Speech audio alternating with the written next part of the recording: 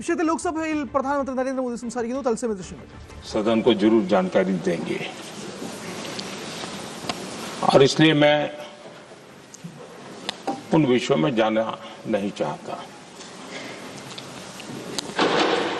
आदरणीय अध्यक्ष जी, राष्ट्र के जीवन में कुछ महत्वपूर्ण पल आते हैं और उस समय की समाज की मनस्थिति और नेतृत्व की क्षमता उस पल को कैप्चर करके एक राष्ट्र की अमानत बना देती है, एक मजबूत धरोहर तैयार कर देती है। मैं समझता हूं कि भारत के संसदीय लोकतंत्र के इतिहास में ये वैसे ही पल है। आवश्यकता तो ये थी कि 25-30 साल पहले जब से विचार सामने आया, आवश्यकता महसूस हुई, हम इसको लागू कर देते और हम आज उसको काफी परिपक्वता तक पहुंचा देते हैं और आवश्यकता के अनुसार उसमें समय समय पर सुधार भी होते हैं और यही तो लोकतंत्र की ब्यूटी होती है। हमारी मदर ऑफ डेमोक्रेसी है, हमारी हजारों साल की लोकतंत्र की एक विकास यात्रा रही है और उस विकास यात्रा में एक नया आयाम जोड़ने का एक शुभ अवसर सदन के हम सभी साथियों को मिला है और मैंने प्रारंभ में कहा है कि हम सब भाग्यवान हैं कि हमें ऐसे महत्वपूर्ण और देश की आधी आबादी को इस राष्ट्र निर्माण की नीति निर्धारण प्रक्रिया में हिस्सेदार बनाने का सौभाग्य मिल रहा है।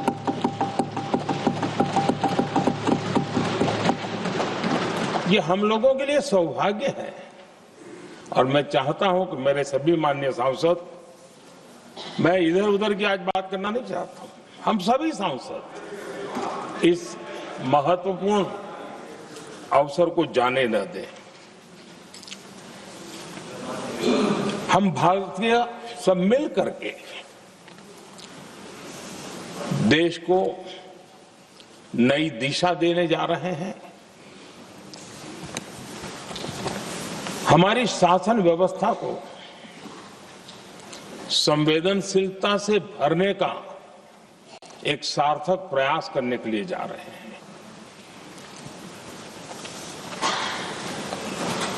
और मुझे विश्वास है कि इस मंथन से जो अमृत निकलेगा वो देश की राजनीति की भी उसके रूप स्वरूप को तो तय करने ही करने वाला है, लेकिन ये देश की दिशा और दशा भी तय करने वाला है। इतने महत्वपूर्ण मोड़ पर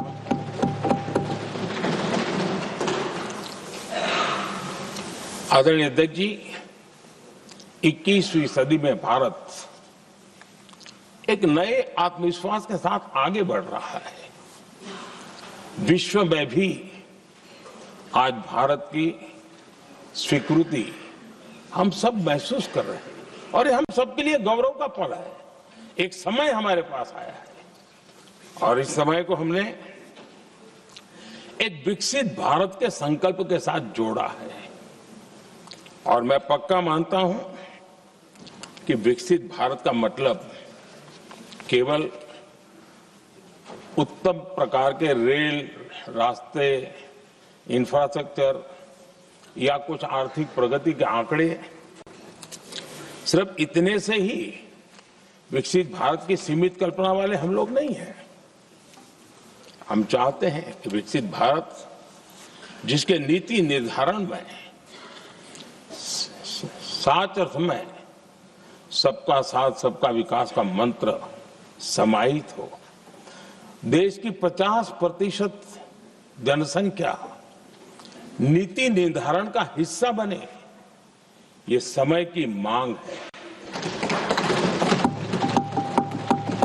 हम पहले ही देरी कर चुके हैं, कारण कोई भी होंगे, जिम्मेवार कोई भी होंगे, लेकिन इस सच्चाई को हमें स्वीकार करना होगा कि जब हम अकेले मिलते हैं तब मानते हैं हाँ यार, लेकिन जब सामूहिक रूप से मिलते हैं, मुझे याद है कि जैसे इसकी प्रक्रिया चली थी, सभी दलों से मिलना हुआ है, एक दल को छोड़ करके जिन जिन से मिलना हुआ है, हर एक ने सैद्धांतिक विरोध नहीं किया है। बाद में जाकर के जो कुछ भी हुआ होगा, राजनीतिक दिशा पकड़ी जा रही है, लेकिन जो राजनीतिक दिशा में ही सोचते हैं, मैं उनको भी एडवाइज करना चाहूंगा, एक मित्र के रूप में एडवाइज करता हूं और सबको काम आएगी। हमारे देश में जब से विमेन रिजर्वेशन को लेकर के चर्चा हुई है और उसके बाद जब जब चुनाव आया है, तो हर चुनाव में महिलाओं को मिलने वाले इस अधिकार का जिसने विरोध किया है, जिसने विरोध किया है, देश की महिलाओं ने उन्हें माफ नहीं किया है। उनका हाल बुरे से बुरा किया है। लेकिन ये भी देखिए कि 24 के चुनाव में ऐसा नहीं हुआ। क्यों नहीं हुआ?